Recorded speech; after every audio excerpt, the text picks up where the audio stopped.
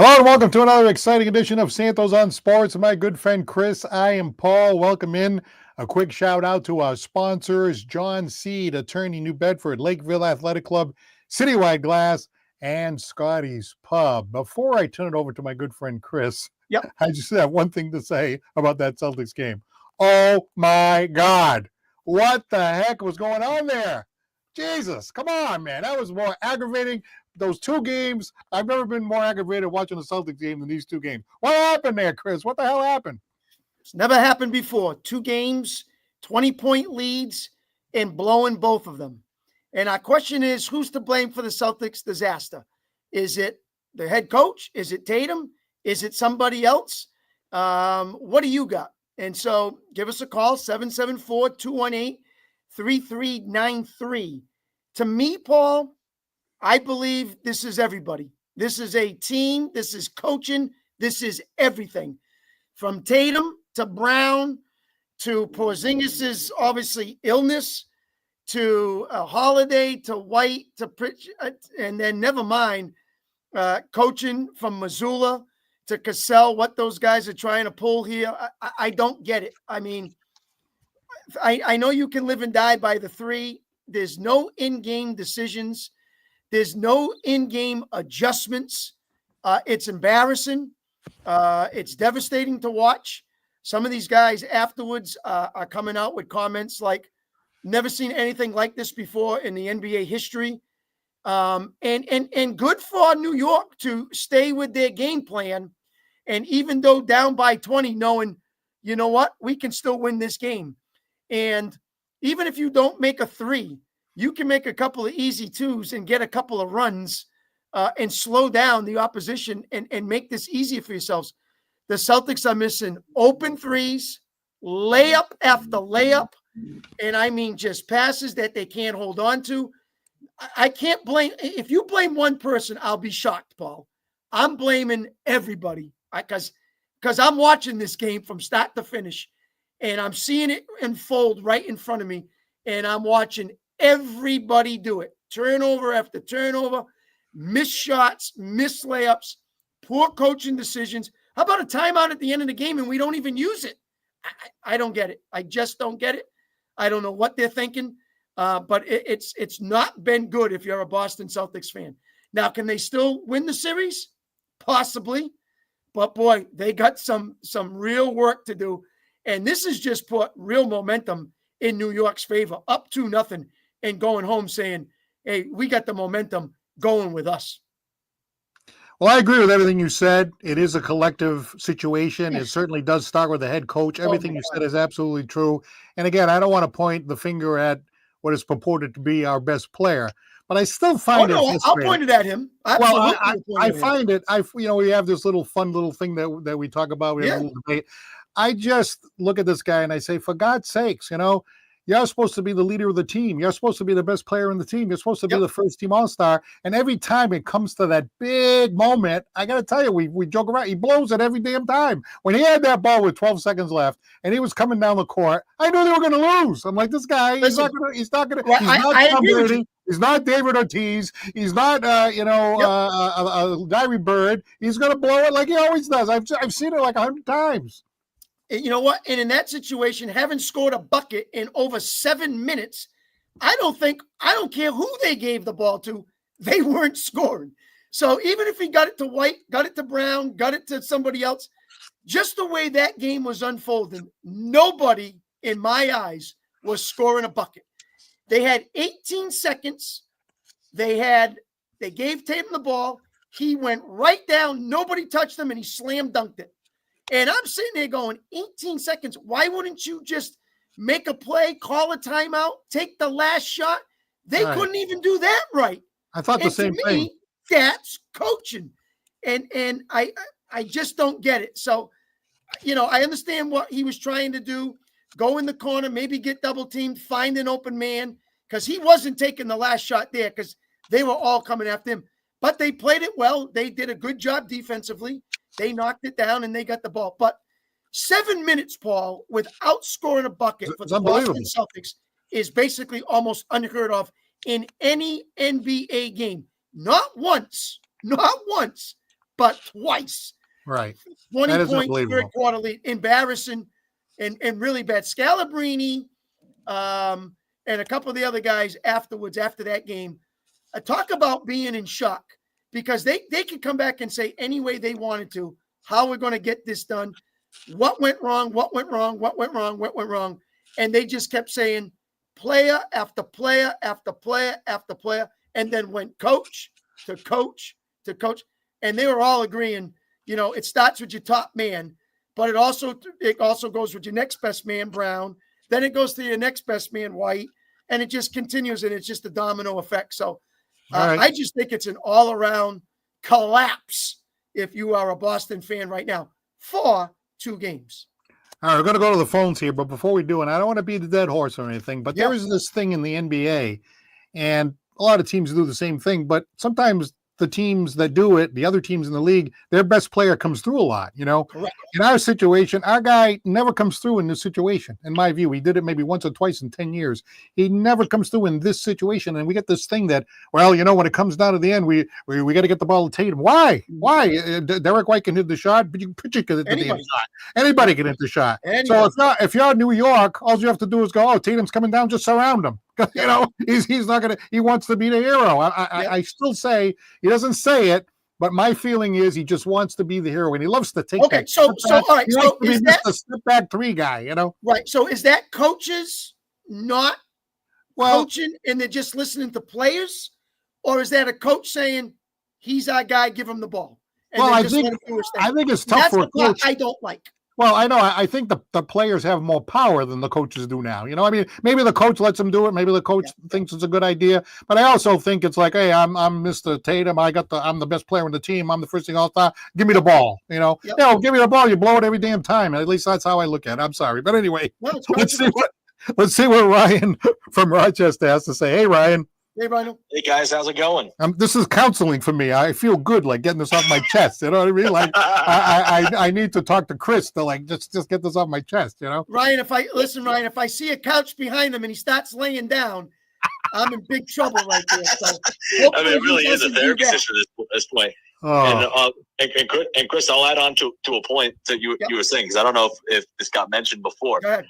You had said how a lot of guys are coming out saying, how we haven't seen anything like this before. It's because we haven't. This is the first time in NBA postseason history that in back-to-back games, 2 20-point leads were blown and they lost the game. And it's unbelievable. I'm with Chris on this one. It is a systematic failure across the board. Across the board. I agree, Ryan. I totally agree. But Chris, let me ask you something, because I know it was bombs away, and they just kept shooting those threes.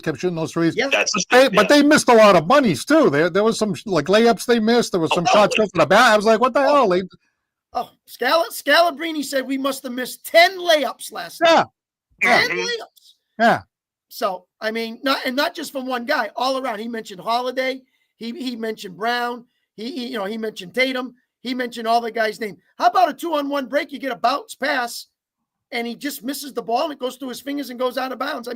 There's things that are happening here that haven't happened to an NBA team, and Ryan just said it, in the history of the NBA. That's why these guys right now are in shock, and they're going to their game talk shows going, what do we talk about here? Because we've never seen this before.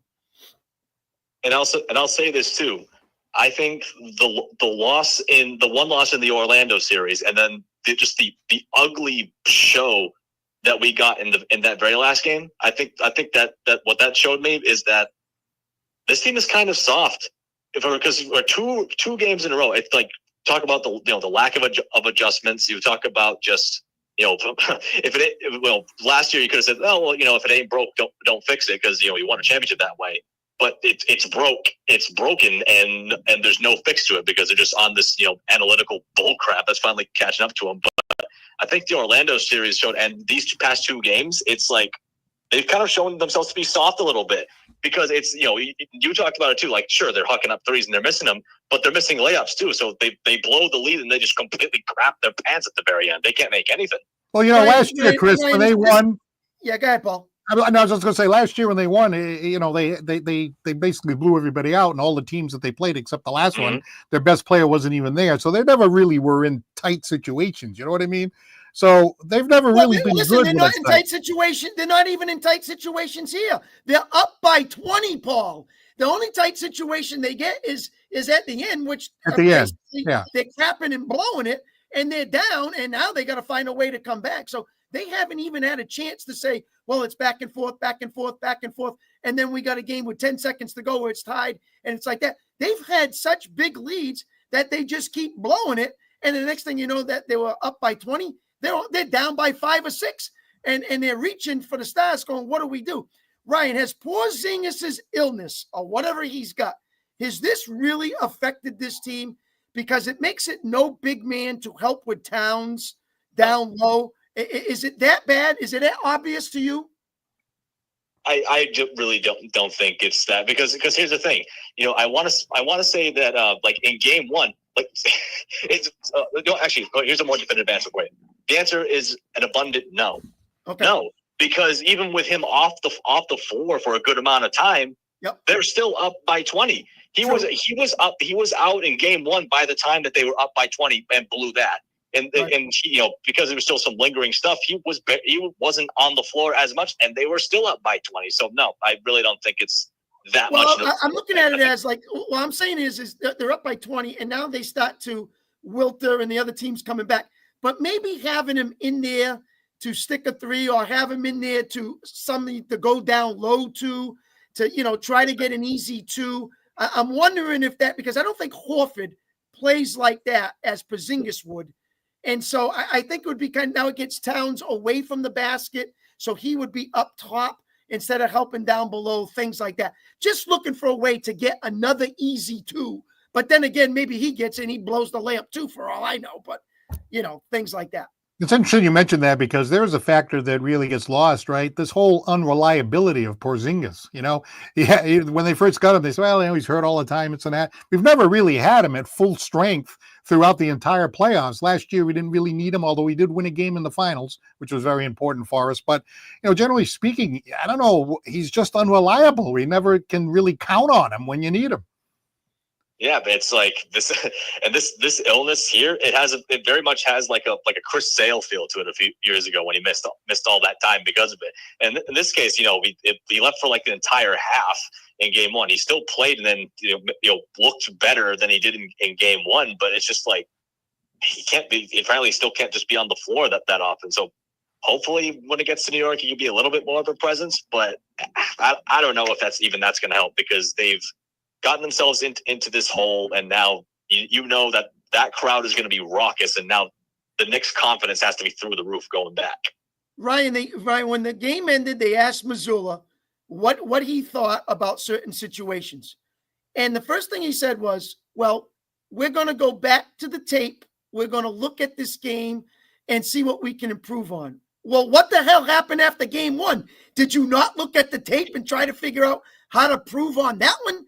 Because you just did the same thing in game 2. So I don't understand how he can say something like that. I would say, well, we have to do a better job in game situations. We got to get to the basket more. We got to run more pick plays. We're shooting 75 threes in 2 games. We got to do a better job of that. I'm not even hearing that. I'm hearing like just well, we had open looks and we missed. And we missed 10 layups. I mean, where's the adjustments?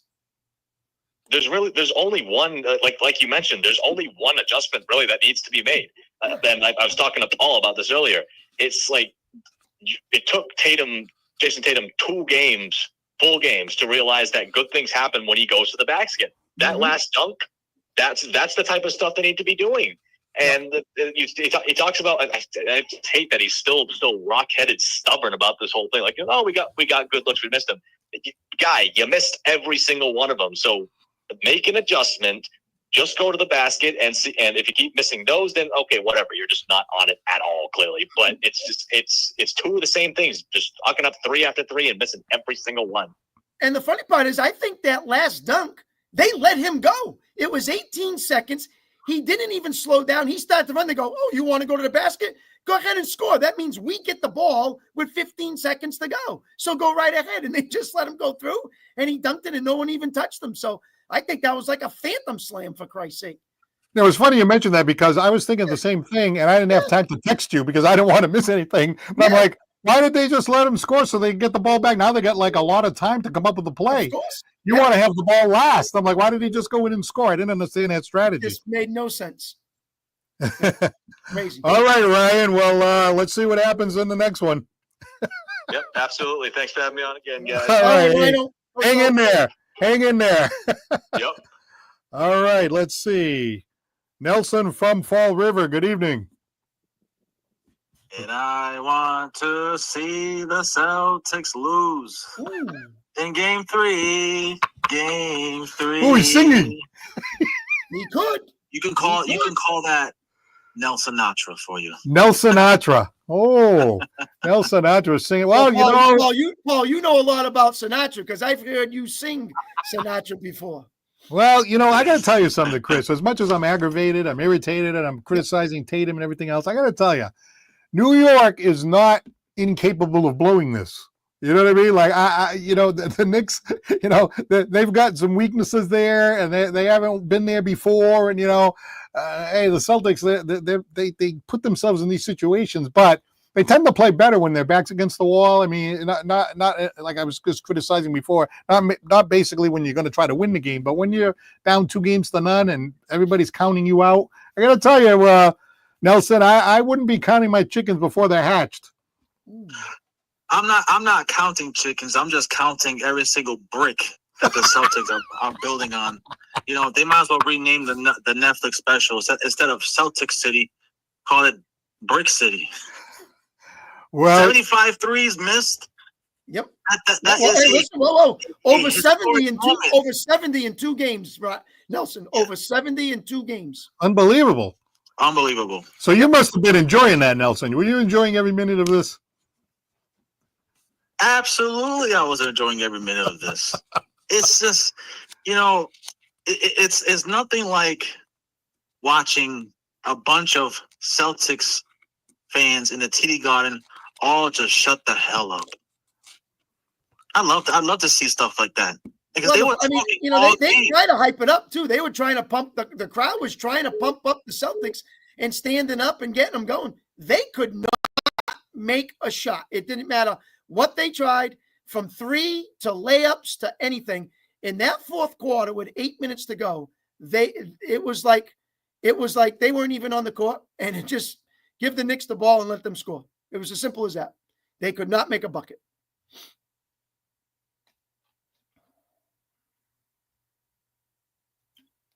I do expect the Celtics to bounce back somewhat.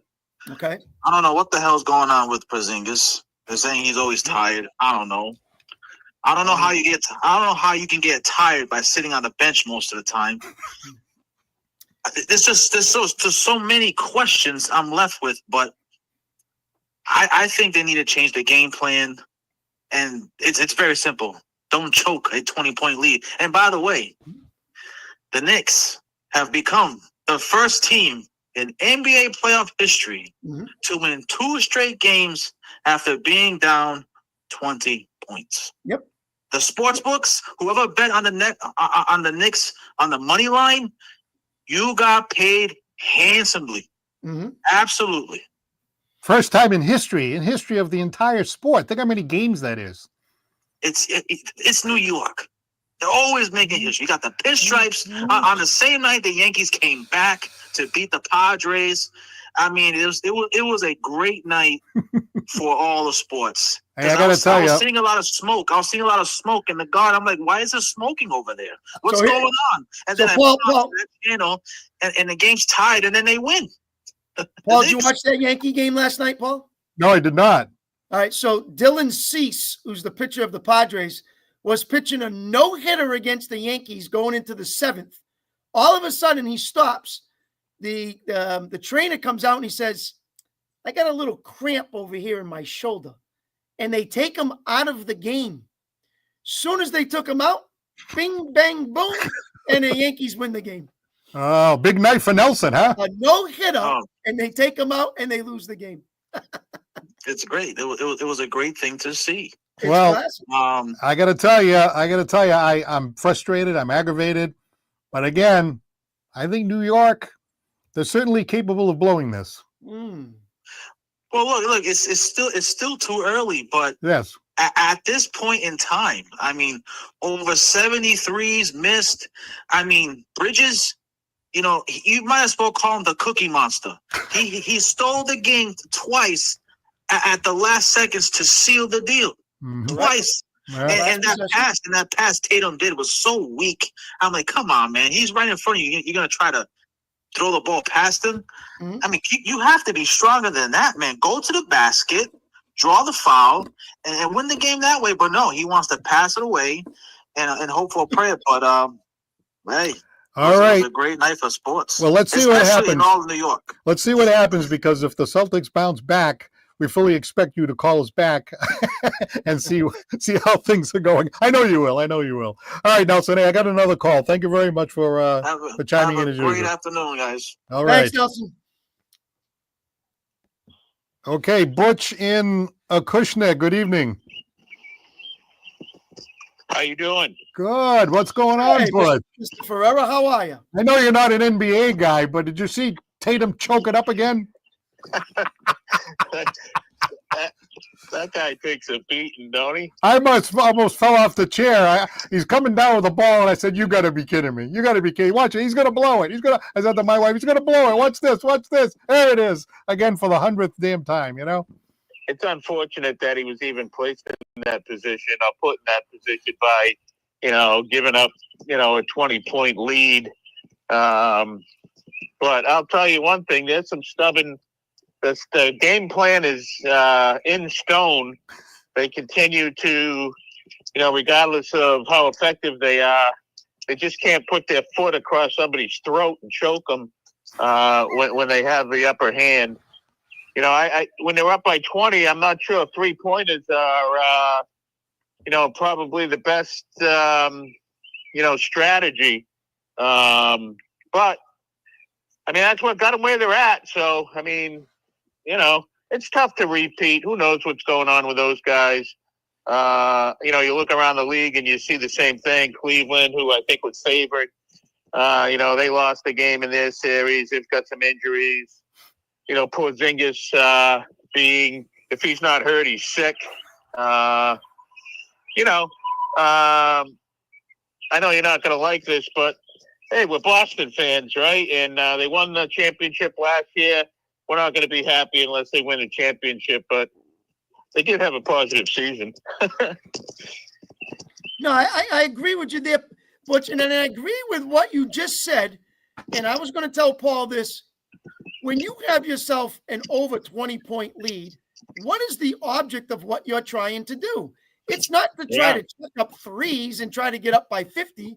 It's basically get to the basket, drive hard, go to the free throw line, slow the clock down, let it run. Yep. So instead of going, right to the basket, how many times have we seen, Paul, you come down the court, one pass, catch, shoot the three.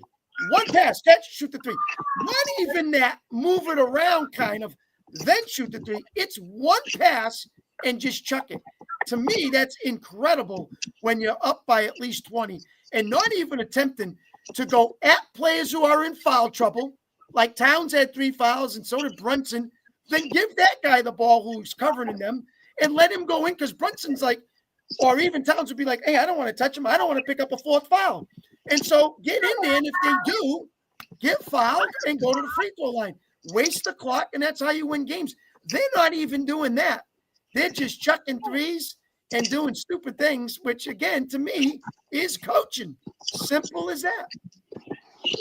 You would think that, exactly what you said, Chris, and I'm no NBA expert, but I would think that, inside the perimeter, inside that 3-point line is probably open, right? Yep. Unless, I don't think they're clogging the middle and just letting the Celtics fire away from 3-point, although they may do that because of their ineffectiveness. But I think, watching some of the game, I thought that, there were some layups that they passed up and threw it out, beyond the 3-point line. And of course they missed, where, 2 points or having to spread the defense out a little bit is a lot better than giving up 20-point leads. Another thing too, Chris, Tatum is almost unstoppable when he goes to the basket, and he's a great foul shooter. He's a great foul shooter. When you put Tatum at the line, I'm very comfortable with him at the line. But I'm not comfortable with the hero ball stuff that we've talked about before. I don't want to beat a dead horse, but going to the basket and going to the foul line, he's excellent. That's something he improved his game on since he's been in the league. And you would think that him and Brown, who's even more physical with his body size than Tatum, can do the same thing. And you would think those two guys could do it. Now, when they give it to Brown, he starts to go, and then he loses the ball. He just goes up, and then all of a sudden the ball's off his hands, and it's out of bounds, or he's not catching something. And I don't get why he's catching it in the regular season and he's not catching it in the playoffs. And he's done that a few times as well. But his physique, he can take on anybody in this league and back them in or go at him strong and get fouled. So he's another one that I'm expecting to see get to the basket, and they just don't want to do it. I got to tell you too, it's unfortunate because I really think that the coach is a nice person, his personal life, how he carries himself. But when the game plan don't change and there's not coaching changes like we're talking about, man, sometimes you got to point the finger at the coach. It may not be, whose fault is it? Is it the players? Is it the coach? But if they went down swinging inside the paint, we'd be saying it was the players. So we'd have to say it, right? It's unfortunate. Now they got to win 4 straight. Well, they don't have to, but the more games you play now, the less gas is going to be in the tank. It's unfortunate, Boston fans are, I don't want to say greedy, but certainly spoiled over the years. Yeah, I think it's just the way that they lost. Yeah, what's going on here is just not what they're used to seeing. So everybody's up in arms because they're not used to seeing this. Even though they have seen a 20-point lead blown before by the Celtics during the regular season, that has happened. But to go back-to-back in the playoffs has not happened in the NBA history. So for that to go down and to Boston, that's why this is very crucial right now, going back to New York. I think we've seen it over a couple of years. Where the Celtics absolutely. have propped up or gagged up some pretty substantial leads. But you're right. It's never happened in the NBA playoffs twice in a row like that. Yep. I'm glad to see you following this basketball. And, when it came down to the end and Tatum missed that last shot, you had to be thinking, oh, boy, Santos is going to be giving it to the other Santos on this one. As I said before, he didn't shoot the ball. He passed the ball.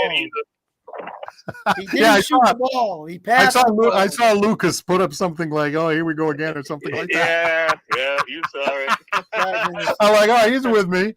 Oh, boy. Yeah. Anyway. Yeah. All right. Well, nice to talk to you, and we'll catch you soon. All right, Paul. Thanks. See you, Chris. All right. Butch from Acushnet. So give us a call here, 774-218-3393. I see some thoughts going through your head there. Oh, no, I was actually reading the comments on the side over here. Yes. Well, David Rosa, the big paychecks means shut your mouth and do as you're told, which means that if the coach is talking, you listen and you go out and execute the game plan instead of taking it over yourself. So that's a possibility. And the new Pope, plays better basketball than the Celtics, which this new Pope is an American. Imagine that for the first time in history. First time ever in the history of the Vatican. The new Pope is from America. So congratulations to the new Pope. My friend Scott Rivera is a deacon in church, very strong Catholic faith, and I'm sure he's happy to see that. But here's the thing, right? When something happens for the first time in history, Pope from the United States, first time a team's blown 2 20-point leads. That's also the first time in history. So a lot going on over here in the States, especially in the NBA. So, you talk about game 1 and how bad Oklahoma City looked and Jokic did his thing against them. They come back in game 2 and they lay a whipping and they win by 40, 43, 44, whatever it was last night. And they took it to Denver in that one. So now they're knotted at 1. Golden State on the opposite end, no Curry. They don't care.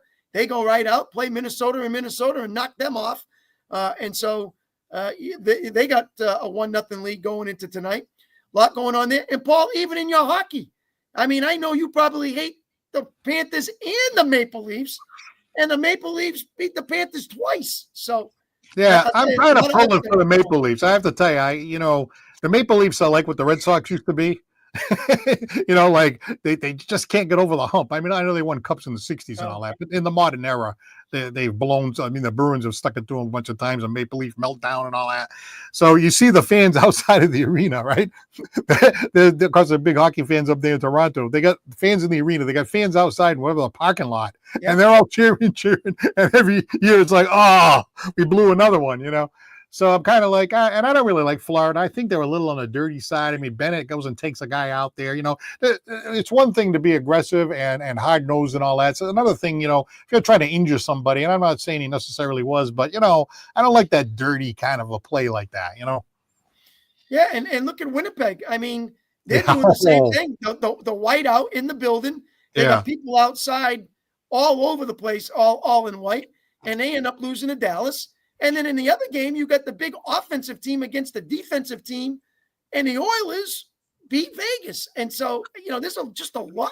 That's what makes playoffs outstanding and great because, boy, there's so much compared to the regular season where you don't see Cornette, you don't see Hauser, you don't see Pritchard, you don't see Quater. You don't even see these guys playing. It's just 7, 8 guys, and that's it. I mean, it's not the regular season anymore. So these guys don't even get playing time, Paul. I got to tell you, I was lucky because, I kind of flip around. I don't have the 3 television sets or whatever you do, So I'm sitting there and I'm watching, whatever the Celtics and the basketball. So then I flip over the hockey and I picked up the Winnipeg game with like 2 minutes left and they're down by 2 goals and they pulled the goalie and they scored those 2 goals with the goalie pulled. Most of the time the puck ends up in the empty net. And that last goal, when the puck went back to the point, he broke his stick. It was like the puck slides back to the point with like 8 seconds left. He breaks his stick. I'm like, well, that's the end of the game. And he just barely had enough time to pass it across for that one timer, which was tipped up in the air. Beautiful play with like 1 second left. I couldn't believe it. I'm like, oh my God. I'm texting back and forth with my sons. And I'm like, boy, between some of the basketball game finishes and some of these hockey games, the way they finish, everything on the line, a full season's worth of work coming down to these 1 or 2 plays. It's great theater. Well, it really is. And unfortunately, it was on Jim Montgomery and the St. Louis Blues. And that's happened to Montgomery before when he was coaching the Bruins. So, there's a lot of things that go on. And you're like, man, what is going on when it's 6-on-5? Find a way. And Winnipeg found the way. And it was desperation. And they got it done. Perfetti made 2 great deflections. And they win in overtime and pull it out. So, Dallas goes over to Winnipeg and who's got the momentum, and they say, not so fast. And Mikko Rantanen goes back home to his home team against Colorado, pulls out a hat trick and beats Colorado for playing for Dallas now. And you're like, oh my God, look at all these scenarios that are going on. But it's so much drama, Paul, so much fun to be around. And that's why they play the game, whether it's how the Celtics are losing or how some of these teams are winning games. It's exciting stuff. All right, so do you have a comment out there? 774-218-3393. Give us a call. Let us know what you think about the Celtics and whatever else is going on your mind. I have to tell you, they're down 2-0, right? And they're looking bad. They got to go into Madison Square Garden and all that. A lot of these teams seem to play better on the road. I don't know if it's because of the pressure of the home fans or the expectations. So, yeah, you're going back to New York and all that. But, let's say the Celtics win Game 3, right? Let's say the Celtics win Game 3. Now you go into Game 4, right? So now who would you rather be? You're New York, like, oh my God, if we blow this game now the series is tied, we lost 2 at home, blah, blah, blah. The pressure is going to immediately shift back to New York. You know what I mean? Again, like I understand the pressure's on the Celtics right now, but all they really need to do is win that one game, right? And all of a sudden it's like, uh-oh, here come the Celtics. Maybe New York is, they haven't been there before. They're probably not as good as the Celtics on paper. So if the Celtics can just get going, you know what I mean? Like, I can see the Knicks blowing this. Absolutely. Well, obviously, game 3 to me is the big game, because if the Celtics can win it, then as you said, it puts more pressure on New York to try to win the next one at home, and maybe it won't work out for them. But if they take game 3, then I mean that's why how serious this game really is for the Celtics at New York is desperation time in my eyes. They really have to turn this around, because figure out how to play 4 quarters of basketball, not 3 quarters, and then look like a bum for one. So they really need some things to go their way to have any chance at all. John Mello commented here in the comment line, Tatum twice turned the ball over in the last seconds. To the same person. And that was Bridges. And Bridges deflected, actually stole it away. They fought for it. He took it away.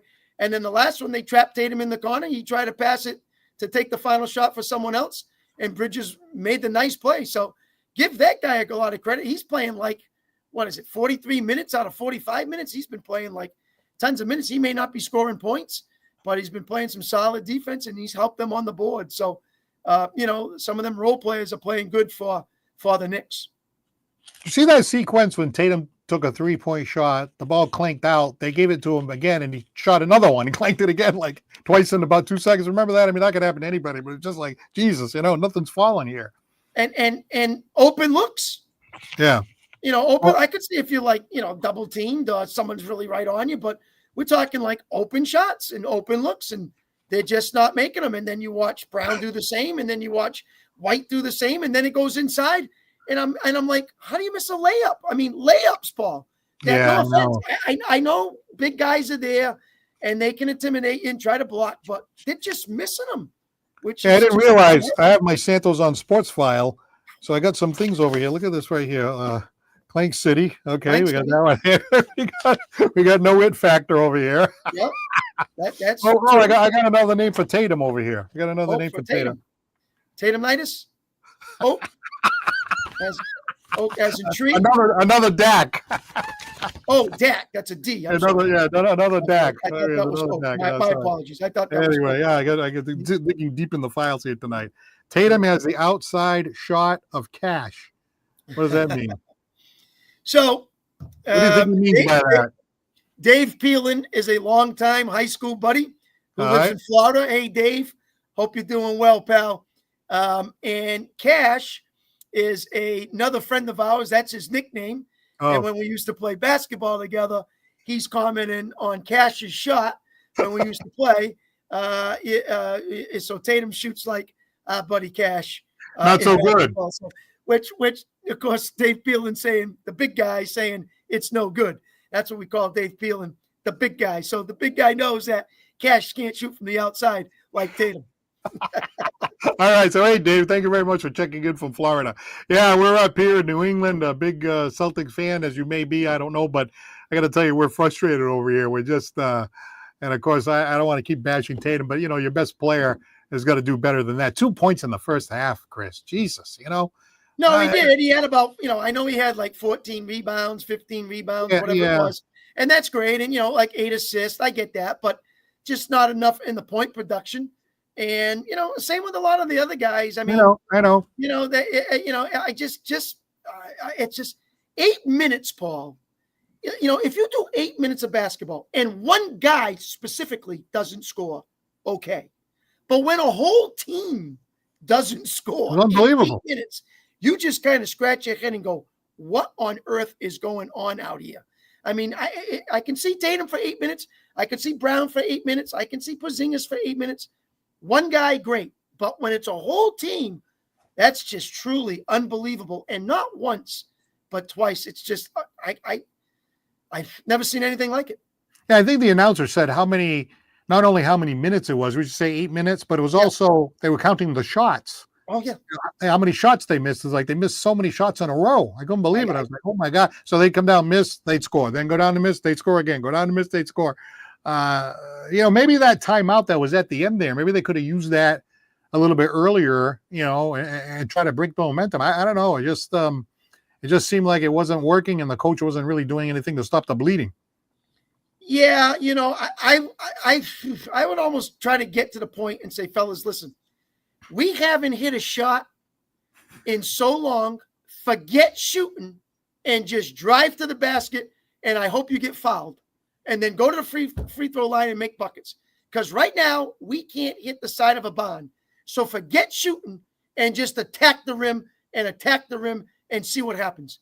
Why not, Paul? You have nothing to lose. You can't make anything right now.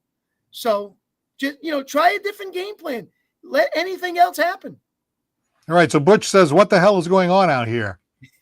Well, the old saying out there, that's the NFL football coaches. Okay. And they're all upset like Bill Parcells and the guy from the Jets and a couple more. What the hell's going on out there? Vince Lombardi. And so that Butch has got that going on there. I would if I wasn't scared. I'm not sure what that means. A lot of code in these comments. These guys are killing me, Whitey. Yeah, that's another one for Hank Stram. Oh, Hank Stram, yes, with the rolled up paper there from the Kansas City Chiefs.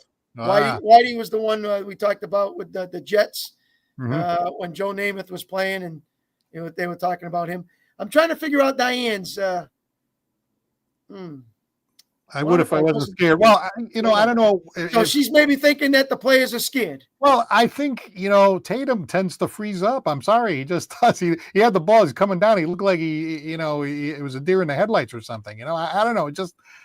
I don't know. I just don't think that he is like a David Ortiz or a Tom Brady or something like that. I think he's more like Aaron Rodgers, great regular season, put up all the points, and then that big crunch time, we just can't seem to get over the hump. It's just a thing that some people just have that extra thing about them that they can just come through in those big moments, Yeah, well, the other one could be too is where even Mazzulla said, we're taking shots when we shouldn't be passing, and we're passing when we should be taking the shots. So he's mentioned that a lot too. Again, that's easy for him to say. We're going to look at the film, as he said. And we're gonna make adjustments to that. And I'm like, oh, okay, but you still ain't making shots. So what's the difference? Just go to the basket and try to get fouled. And as I said, when Tatum's at the line, I mean, he's really good at the foul line. And actually, Brown is not that great from the foul line. He's shaky when he's at the line. I'm like, even in the clutch. But you put Tatum on the line there, he's good. He's good. You know what I mean? Yeah, he's made some shots there. So they just they need to regroup. They got to play 4 quarters worth of basketball, and right now they have not been able to do that. All right, let me see who the. Okay, somebody was calling and they hung up. I said, Anyway, well, this number that I have here, I use it for other stuff too. So one of these days I'm going to get a call and it's going to be like, "Hey, Attorney Santos, call me back later." Yeah, I just got into a car accident. I need your help. 774-218-3393. Exercise your right to remain silent. That's right. Can't talk right now. 774-218-3393. I got to stop at 6 because this is my night to kind of take care of dinner because my wife comes in from Boston, so that's why I like to push it up to 5. But was that generally a problem for you, or was it just tonight that happened? Well, no. So today we had an after-school sports game over at my school. Yeah. And so, I'm one of the directors and the administrators. And what are we talking about? Basketball? No, volleyball. Okay. And so one of the teams got there late, and then the game, of course, doesn't go too straight. It goes 3 out of 5, and went down to crunch time, and it got a little later. So it was trying to get out of there quick and get home and get ready for our show. So all right, I'm a few minutes late, but we do the best we can to get here. Well, I was thinking about starting without you, but then I'm like, no, not tonight. I'm not starting without you tonight because I wanted to drive right in there and get my point across and have you get your point across. So it was fine. It was only 5 minutes, but I didn't want you to speed to get home. You know what I mean? Don't do that. Yeah, no, we're good. We're about 5-6 minutes late, but that game just happened to go a little later than I expected. Now, we'll be okay. You've coached a lot of football over the years, right? And of course, tennis. Now, have you coached basketball too? I never coached basketball. I coach hockey. Okay. All right. But I know you do a lot of color for the Bedford Cable Yes. Network, and you do, spend a lot of Tons of time basketball. breaking the game down and all that. Yep. Now, let's say they're going into New York now. They're down 2-0. What's done is done. Right. So let's say Chris Santos is coaching let's say they fire Missoula, and they say, this Missoula, let's get rid of him. Let's put Chris Santos in there. Yep. So now, what's the approach going into this next game? Well, obviously, defensively, I think we've done a pretty good job to hold them to 90 points or whatever it is. So that's not my major concern. My major concern is, fellas, we need to play 4-quarter basketball. We can't take this big lead and then all of a sudden give everything up. Now, how can we do this? Well, one, I think we got to limit the right shots. It's not just threes after threes after threes. I think we have to slash, drive more to the basket, create more fouls, get to the free throw line a little bit more, try from that area, maybe step inside, take some 18-footers and 20-footers. When we have some open threes, move the ball around more and create some plays, Paul. It's not dribble down, one pass, and the guy shoots the three. Celtics do that more than anybody else in the NBA. Create something, get some picks, get some screens, get inside, work some things. You got to do a little bit more than what's been going on, just chucking it up and hoping that, we're just going to hit them. It's going to start coming back to us. We'll be okay. All right, we had a caller on the line, Kevin, but we lost him. And I was just trying to get a little idea of what he wanted to talk about. And he said, who's your top 5 players of all time? I said, well, I don't know if I'm really prepared to give you the top 5 players of all time. Obviously, Michael Jordan is up there, maybe LeBron. Was he talking just Celtics or was he talking everybody? I don't know. I think he was talking, I don't know, he just said, who's the best players of all time? I don't know. Are you able to reel off the top 5 NBA players of all time? I mean, I would think that Jordan and LeBron would be the top 2, right? Yeah, you would have to put them in 2. I mean, from what I've seen, Paul, I can't say I've seen, Chamberlain and Russell and guys like that. So, I mean, I'm just talking about the players that I've seen. I thought Kobe was something special. I really thought he was very good. I thought Duncan was an outstanding player. Elijah Wan was an outstanding player. Bird was a great player. Guys like that, for what I have seen come out there. Obviously, Steph Curry's a great player. So tough to really put the label down. But, Jordan's still my top guy of all time. That's my number one. I just thought he could do things that I've never seen before and was just outstanding. All right. If you'd like to get in the last 5 minutes, 774-218-3393. We've had a lot of good comments here tonight and a lot of people kind of venting a little bit. Mm-hmm. So the next game is Saturday afternoon at 3:30. Well, that's a game that all eyes are going to be on that one. National television, Saturday afternoon, 3:30. Watch the game, maybe grab some dinner, go out after the game. What a great time for a game. And, of course, it's coming from, everybody knows Madison Square Garden, probably the most well-known arena around the country, maybe even around the world. So, wow, what theater that's going to be. Can the Celtics bounce back in this situation? I don't know. I think they're going to give them a good fight. And I think if they can just win that third game, as we talked about before, the pressure can switch very quickly to the other team because now it's going to be like, oh, crap, is New York going to crap their pants or can they finish the job? You know what I mean? It's one thing to pull off these 2 upsets, but it's another thing to sustain it throughout the entire series, throughout the 7 games. Well, get your 18 holes in early if you're playing golf on Saturday because you got to get ready in front of the TV by 3:30. So that's a tough time. I thought it would be maybe a little bit later, like 6 o'clock, but yeah, it's not. So, if you're the Knicks, think about what you've been doing good and how you've been able to shut down certain players, how you've made it tough, how you've gotten Bridges, how you've gotten Brunson, how you've gotten Towns, how your players have done, and then stay positive in that. And Coach Thibodeau, I think, has done a pretty good job.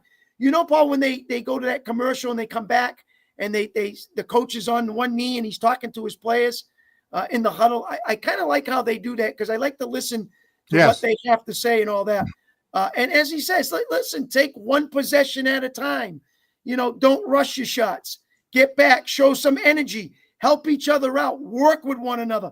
I love everything he's saying, how positive on the road that he can be and how they're buying in and won the 2 games. So he's got to do the same thing at home and say, hey, look, these guys are hungry. They want to win. They need this game desperately. Let's do this, and this, and see what happens. Hey, you got to really like that Brunson. I remember him when he was with Dallas, right? And I'm thinking to myself, what did they get rid of him for? Because I remember one time Luka was out and Brunson was fantastic. And then Luka came back, and the next thing you know, Brunson's gone. And I'm thinking, what the hell? Why did they get rid of him? I mean, he's fantastic. Yeah, I mean, NBA nowadays, I can't figure it out. There's salaries, contracts. This guy doesn't like this guy. He don't get along well with him. This guy, it's just so much going on. It's like a soap opera drama, unfortunately, but it is what it is. And so with game 3 just around the corner, there's a lot of work that really needs to be thrown in that game. And hopefully Missoula is ready for it. Let's see if we can sneak one more call in here. Okay. This is Logan from New Bedford. Hello. Hey, Logan. Hello. How are you? How we doing? I'm good. How are you? Good, thank you. Good. All I want to know is who you guys think deserves the MVP. Okay. The regular season or the playoffs right now? Regular season. Paul, go ahead. They're saying they want to give it to Gilius Alexander. Yep. But I got to tell you, the I Joker don't think he deserves it, though. Well, the Joker, I mean, they don't want to give it to the same guy over and over. I think Jokic is still the best player. Yeah, I agree. All right, what do you think, Chris? I would say either one of those 2 guys absolutely would be the front runner. Edwards maybe a shot out there in Minnesota as well, has played pretty good. But I think the kid from Oklahoma City, they've really impressed me this year doing what they've done in the West. So I would go with him. But if they did the Joker, it wouldn't surprise me. All right, Logan, you think the Celtics can come back? I don't know. It's going to be tough for us. That's for sure. Hey, call again next time when we have a little more time. We always like to hear from new callers. All right. All right, thank you very much. Hey, Logan from New Bedford. All right, Well, I guess we'll see what happens. What are you going to do? Down 2 games tonight. I was expecting a long playoff run. I was thinking to myself, all right, so, they're going to get at least 3 rounds in, maybe make it to the finals. The thought of them getting knocked out in the second round, I was like, oh, God, that's what, about 3-4 weeks of entertainment going out the window? Well, let's talk about the Pacers and the Cavs, Paul, before we go. How about that series? Yeah. Everybody talked about the Cavs, how great the Cavs were. Boy, they're playing great this year. This is their year. Donovan Mitchell, an outstanding game, and still got beat. So, I mean, look what happened there, how they folded at the end of the game. And Halliburton makes the step back 3 and made the shot. So it's crazy, but this is what makes the NBA so exciting as much as the NHL. This is just great drama, and I'm glad it's happening. All right. Well, a fun time as usual, especially after what happened last night. I'm glad we got a show in this week. Let's thank Scotty's Pub of Fall River, Citywide Glass, Lakeville Athletic Club, and attorney John Seed for supporting Santos on Sports. So hang in there. We'll see what happens. Hopefully the Celtics can come back and make a series out of it. I think they might. I don't know. That's just the feeling I have. I don't know why. And before I say that, Matt Miller, we need another player to step up. Yes, we do. And we need more from Porzingis. Yes, if healthy, and he is able to do that. So we're not sure yet on him, Matt, but hopefully he'll be ready for game 3. Paul, I agree. I look forward to Saturday. I know you'll be watching. I'll be watching. I expect you to text me as usual, whether it's positive or negative. I'm sure you'll give it to me no matter what it is. Thank you, everybody. It was a pleasure on today's show. All right. For Chris Santos, I'm Paul Santos of Santos on Sports. Have a great night, and we'll talk to you again soon.